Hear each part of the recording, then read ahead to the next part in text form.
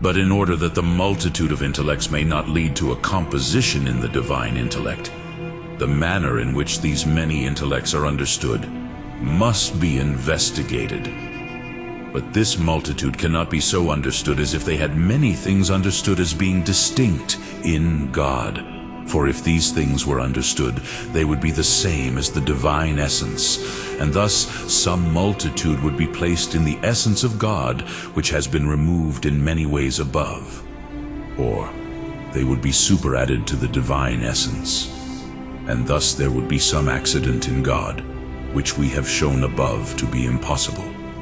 Nor again can it be supposed that such intelligible forms exist by themselves, which Plato, avoiding the aforesaid inconveniences, seems to have posited by introducing ideas. For the forms of natural things cannot exist without matter, when they are understood neither without matter. And even if it were posited, this would not suffice to posit that God understands multitudes. For since the aforesaid forms are outside the essence of God, if without these, God could not understand the multitude of things, which is required for the perfection of his understanding, it would follow that his perfection in understanding depended on another, and consequently in being, since his being is his understanding. The contrary of which was shown above. Again, since everything that exists apart from its essence is caused by him, as will be shown below, it is necessary, if the aforesaid forms are outside of God, that they were caused by him. Now he is the cause of things through the understanding, as will be shown below. Therefore, to understand God, intelligible things of this kind is prerequisite in the order of nature, in order that such things are intelligible.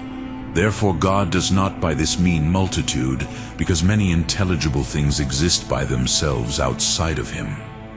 Still, the intelligible in the act is the intellect in the act, just as the sensible in the act is the sense in the act. According to the fact that the intelligible is distinguished from the understanding, both are in power, just as it is evident in the sense.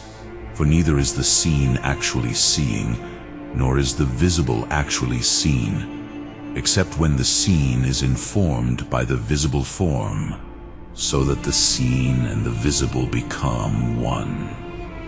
Therefore, if the intelligibles of God are outside his intellect, it follows that his intellect is in power, and similarly his intelligibles. And so he will need something to bring him back into action, which is impossible, for this would be before him. In addition, the intellect must be in the intelligent. Therefore, it is not enough to posit the forms of things that exist by themselves outside the divine understanding in order for God to understand the multitude of things, but it is necessary that they be in the divine understanding itself. From the same reasons also, it appears that it cannot be supposed that the multitude of the aforesaid intelligibles is in any other understanding than the divine, either of the soul, or of the angels, or of the intelligence. For in this way the divine intellect, as regards some of its operations, would depend on some posterior intellect, which is also impossible.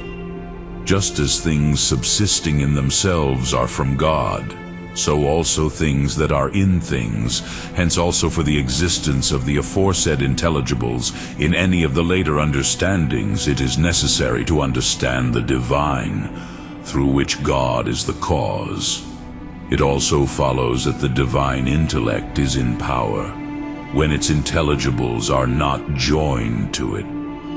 Just as to each one there is a proper being, so also a proper operation. Therefore it cannot be that by the fact that one intellect is disposed to work, another executes the intellectual operation, but it is the intellect itself in which the disposition is found. Just as each thing exists by its own essence, not by the essence of another. Therefore, because there are many intelligibles in any of the second intellects, it cannot be that the first intellect knows the multitude.